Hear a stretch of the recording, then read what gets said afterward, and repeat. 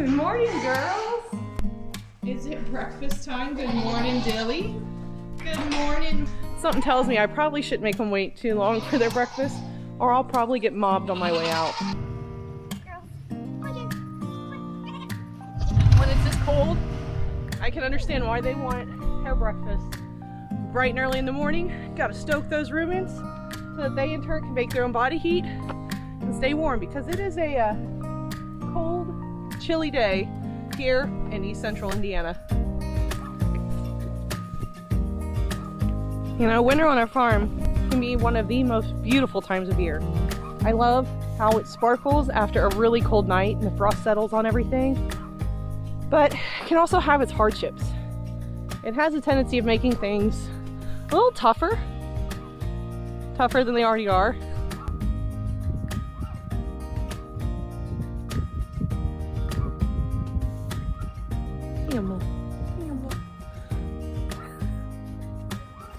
And I don't know if you guys can pick up on it, but we actually are getting a small flurry today.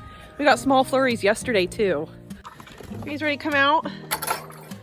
Here we go, come on out.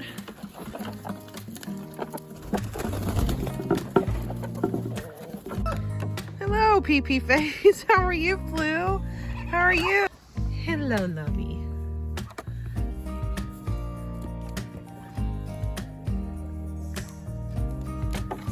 Can't leave the camera, huh, to go assert your dominance? Can't leave the camera to go assert your dominance? He's challenging you.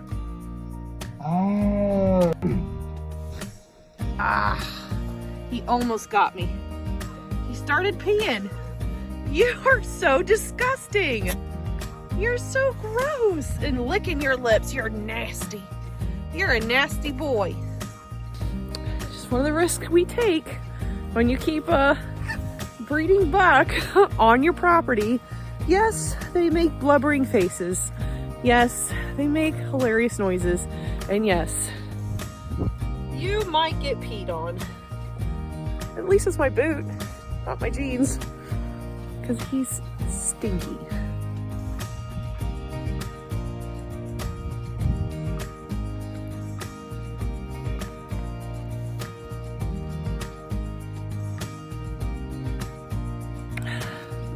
It's snowy! The snow drought of Indiana has ended. Not that I cared if we had a snow drought. I would be completely fine with not receiving any type of white precipitation.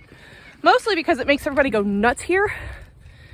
But the supermarkets, around getting places.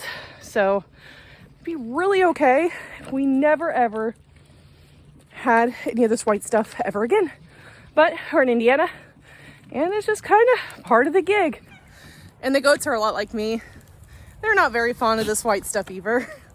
It's kind of funny. On these days, usually they're like out grazing, just kind of scouring the field for any type of growth that they think is edible. But today, they spend a good portion of their day inside just because it's been snowing on and off like this. Nothing really precipitating or sticking to the ground, I mean, but they don't like it either. So I figured it'd be good exercise for them and me to get them out and to let them have their grain. What do you think of the snow, Mossy? Opal, do you like the snow? No, shaking it off. Oh, that was a very direct no from Opal. What about Rapunzel? Does Rapunzel like the snow? You want to lick the snowflakes? I don't know if they like the snow or not, guys. But I do love how the snow sticks on their backs and doesn't really melt. Some people might see that snow on livestock backs and start to worry that they're going to get cold. But actually the fact that the snow sticks on their backs and doesn't melt is actually a really good sign for livestock. What that means is that they're insulated enough, they have enough fat, they have enough down, they have enough fur. It's holding all that body heat in, and it's not letting a lot of it escape to actually melt the snow. So this is actually a good sign when you see the snow on the backs like that. It means they're good, healthy, insulated, and they're staying warm. Oh, Miss Pinky, you're already looking wide, girl. You're not even due till April. How many's in there? How many's in there, Mama? How many's in one of my favorite girls? And I hope they're all does. Thinking pink. Oh, Sonny, you're looking awful wide too. So for goats, right side rugrats, left side lunch. So this is her rumen on this side, and this is where all the babies are at. Hello, babies. It never quite seems to be enough with these goats. Now that they're done with their grain, you guys can see the feeding area is pretty much empty except for a couple of them cleaning up leftovers.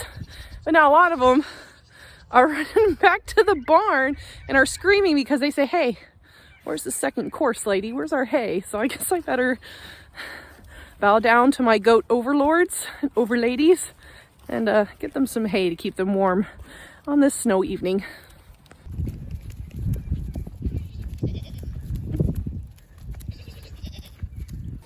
So I'm in here doing the hay thing, giving my goats hay.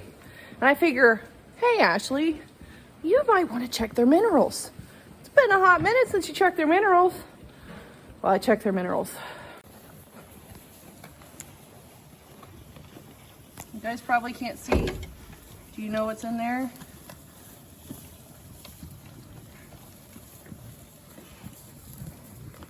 Goat poo.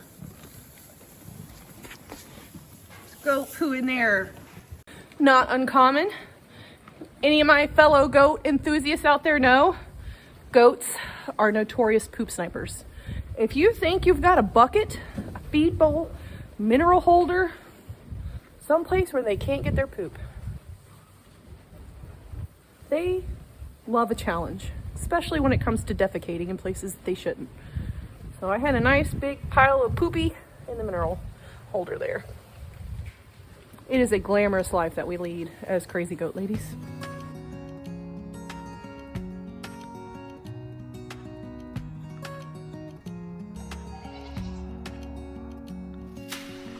And just like that, it starts to look like winter around here. There's part of me that is super excited because I love the break from the brown, the neutral, dull earth colors. It's like nature just puts like a nice white blanket, a nice white tablecloth over things and just brightens it up a little bit. Gives it a little bit of a change of scenery. And this girl loves that because usually I associate snow with winter, which means after winter, there's spring. When it just looks brown all winter long, and we've had winters where we don't see that much snow, I just find it really hard. It's like I get stuck in that winter seasonal depression where it's just really tough to think that spring is coming. When I see a white fresh blanket of snow, I at least know that there's a transition in seasons and that this season will soon be gone and the next one will be right on its heels. And that's my favorite season. It means baby goats, it means planting a garden, it means the bees wake up. It's got a lot of promise in store, so I'm kind of happy to see this snow.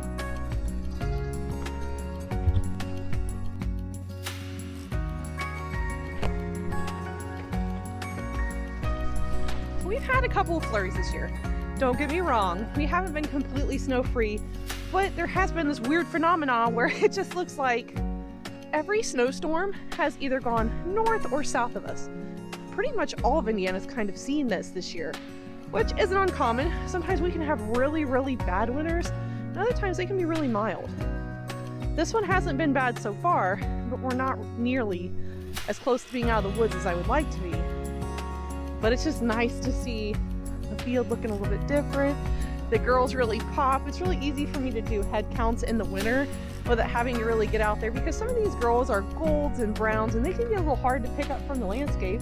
So sometimes it is difficult to do a head count in the dead of winter when it's all brown, and I've got lots of light browns, lots of golds, and kind of have mini heart attacks when I can't lay eyes on a specific member of the herd. So this type of weather with this white backdrop really helps me to do a quick check on my girls to make sure that they're all doing well, they're all accounted for, and it also helps me in spotting predators. Coyotes in this area have a nice sandy, dark brown, light colored. It's very odd to find the white coyote or like a melanic coyote where they've just got a lot of really dark fur. So they actually blend in really well with the tall grasses in the backfield around this time of year. But when we get this backdrop of white, it really helps me, it helps the donkeys, and it helps our dogs to be able to spot predators from a long distance away. Hi, June. Hey June, what are you doing? It's also a good time of year to let June out here because June loves to come out and patrol this entire field. She does have some great peer in her, so feeling playful in the snow. Are you feeling playful? You feeling playful? You're silly. You're silly. You're silly. You're silly. You're silly. You're silly. You're silly.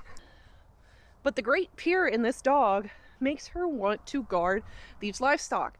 Even though she hasn't been raised in with these goats, she hasn't had proper livestock guardian dog training, you can still tell that the breed characteristics that she carries from the Great Pyr side and the Anatolian side are just making her act like a real livestock guardian dog. She's out here and she's just kind of, she always goes and she smells the perimeter. She marks a lot of areas. She might go potty in here a lot. And I really like to do that around this time of year because in the wintertime, predators get a little bit more hungry. The prey that normally are easy to see might be digging tunnels underneath the snow. They might be going for something that's a little bit more visible, like all these little goats behind me that kind of pepper my pasture line. Because sometimes that's enough for the predators here to smell a big dog, lots of dog markings in a pen like this, to see the donkeys braying and running. And we're out here constantly too, that we haven't had any predator problems here lately, especially with our goats. We've only had one time where we had a coyote that was actively in our pen, but really didn't seem very interested in the goats, but he wouldn't get out of the pen. And he kept going down to the buck pen, and then he came back in here and we ended up having to shoot at this coyote. But we haven't really seen anything like that since, knock on wood. But I feel like since then, we've been taking a lot of precautions to make sure that there are a lot of natural deterrents. We've tried to improve our fencing. We allow the dogs to come in here a lot. I drive the quad at random hours of the day around the perimeter of our property just so that no wildlife, especially predators, get too at ease with our routines. I don't want them to be able to pin my routine and figure out when I come out to feed, when I put them away, when I'm not out. So I try to mess with them a little bit because they pick up on routines of animals. They pick up on our routines, just like when we as humans have hunting seasons for deer. We try to pin the routine of the deer to know the best spots to hunt and at what time. Predators have their instincts that have been honed over thousands of years to do what nature's intended them to do, and that is to hunt. And while I can't hate them for hunting and doing what nature's intended, I really don't want them to hunt or to bother my goats. So I'm trying to do as many things, especially in the wintertime when resources are low for predators, to make sure that I'm giving them a clear, "You are not welcome here" sign. And June is actually a really big part of the "You're not welcome here" sign. June! Who's a good girl? Do you protect your goats? Do you protect them? Oh, very regal. Looking very regal. And June actually just got her name on her collar. Joe wanted to make sure she felt very official. You feel official? Do you feel official? Do you feel official? Oh, yes. Good girl. Good girl. Go on. Go on. Ooh.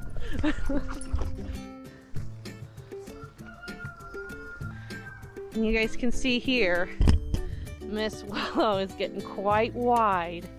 My little Willow. You're not so little now. We're thinking pink. Pink, pink, pink.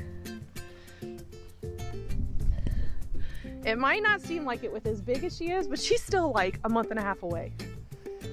I'm really hoping that the doe fairy visits me with this. I've been thinking pink, been projecting femininity onto the goat so that she has some nice little doeling babies for me. But she's looking wide, Belle's looking wide. All my girls are starting to kind of show that they're bred. But that means now I'm ready to start doing my blood testing.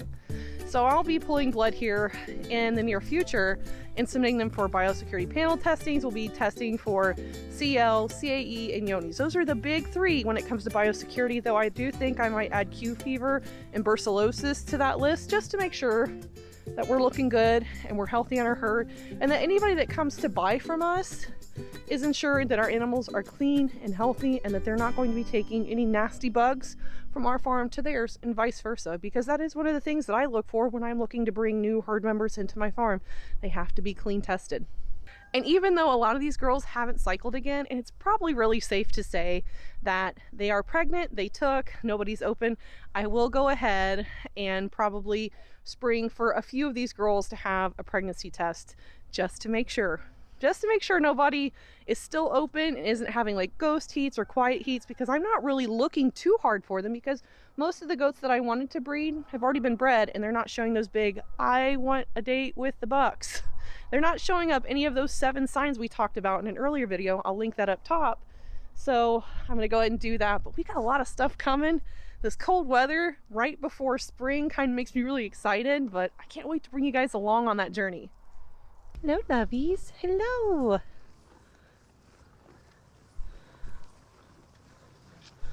She's such a good girl. Rennie's a good girl. Rennie's a good girl. She's such a lover. You're such a lover. You're such a lover.